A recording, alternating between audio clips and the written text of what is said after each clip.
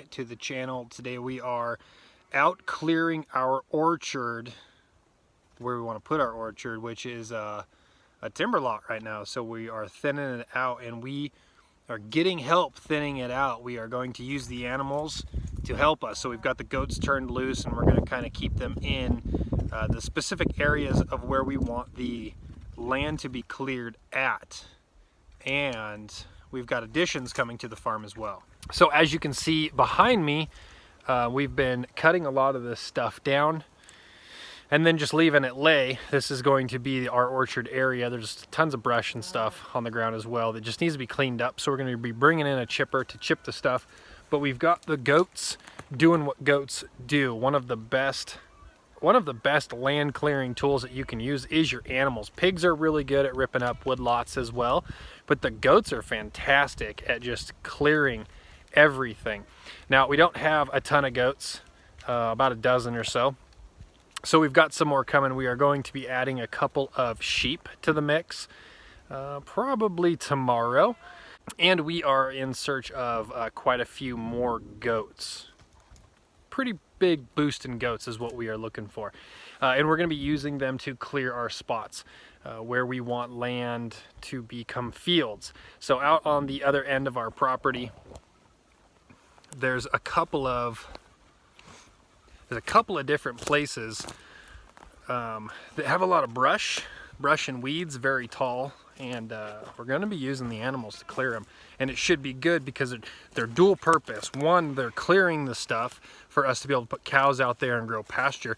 Two, they are fertilizing the ground as they go. Much of the ground we have out here is sandy, pretty low, so we don't have a lot of really good topsoil. So these guys are going to be adding to the nutrients of the topsoil by pooping all over it.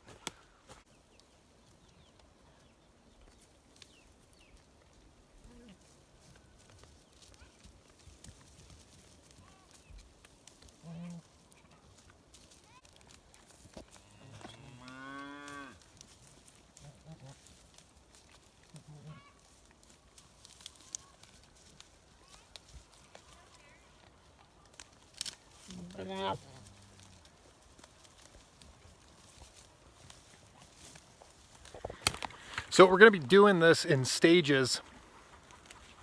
Stage one was coming through here and limbing most of the trees. You can see even the big trees we limbed up so that we could walk through, really open it up, get through this area. And then you just drop everything in piles, these little piles down here where the goats can come in and eat it real easily, and they'll just go from a pile to a pile to a pile to a pile, and we'll just lead them through here. We also cut down very little trees as well, and then much of this stuff we want to be able to run through chippers. So after they eat and poop, and once they're done with it, we'll take it, chip it, and then use it as well to continue to put biomass on top of this orchard area. The next step will then be to come back through and get these bigger trees that we have limbed up and didn't cut all the way down. And then if it is big enough to be used for firewood, we'll turn it into firewood. Otherwise, if it's like this old stuff that's on the ground everywhere, this stuff, we'll try to run it through a chipper. A lot of this stuff you kind of step on and it's brittle and it falls apart. And as we are moving back here, it's breaking. And then as we bring the tractor in here to remove some bigger stuff, it will continue to just get pushed into the ground and broken up. So we are creating more and more layers of biomass, pushing all of that stuff into the soil and building it up over time. So once that is all done, step 3 is going to be coming in here and taking down these big trees, the much bigger trees, because we want this whole area clear for orchards. So the only trees that are going to be in here are going to be fruit trees, plants, things like that. We're not going to have any big trees, and there are some nice trees in here.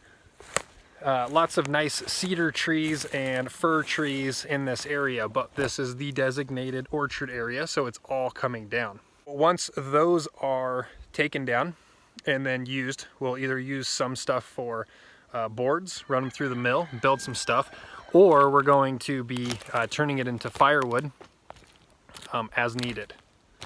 But the following step will then be to get some equipment in here. We're going to rent some equipment, and we'll be coming through and removing stuff like that. So pulling that stuff up out of the ground, getting it into a big pile, burning it, and then we're going to come back through here with hopefully just the tractor is all we're going to need. We'll come back through here with the tractor and just scrape all of this stuff, really level it out, and then we are ready to put up fence and build an orchard. It is a lot of work, especially in this little area, and we have tons of stuff to do on the farm. But the cool thing about it is the goats are doing a huge amount of the work for us. Now, the goats aren't the only animals that we could use. Like I said, we're getting sheep. We could also use the cows. The cows are good too because they really beat stuff down.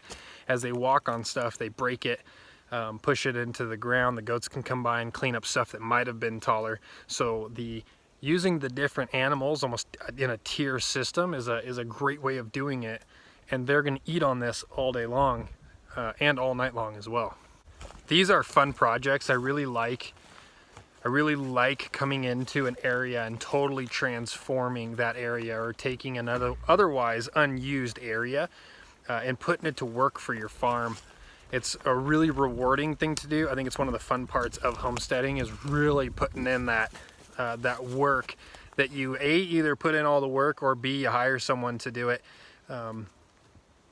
I enjoy doing all the work so I can look back and say, yep, that was us.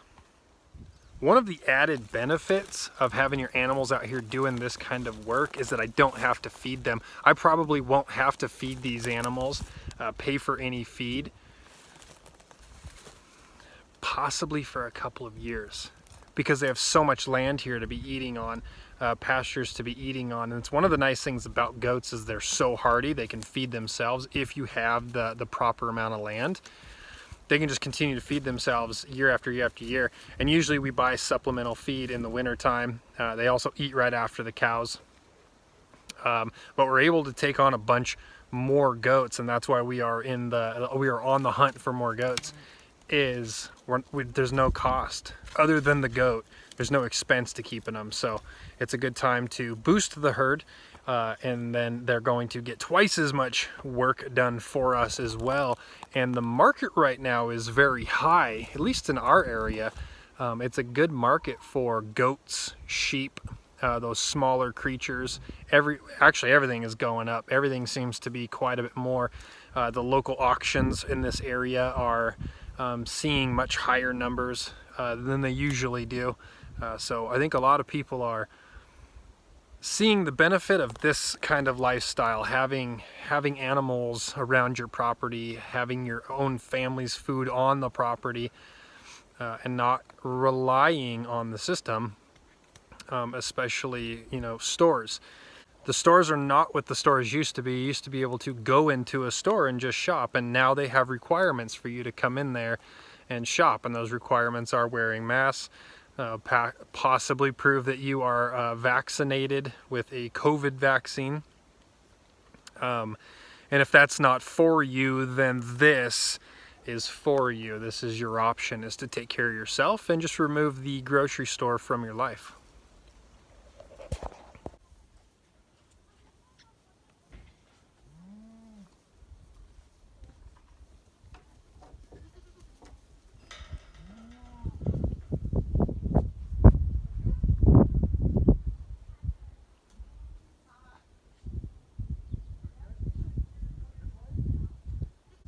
Well, the sheep have been delivered, guys. We've got two for now. That's what we were able to come up with. Jeremy and Angela stopped by from Living the Dream Homestead.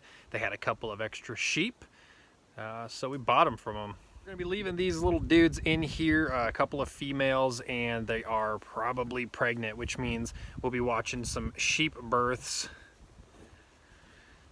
possibly next month. So be watching for those videos. We've never had any sheep on the property, so we've never had any sheep births on the property. So should be a pretty good time.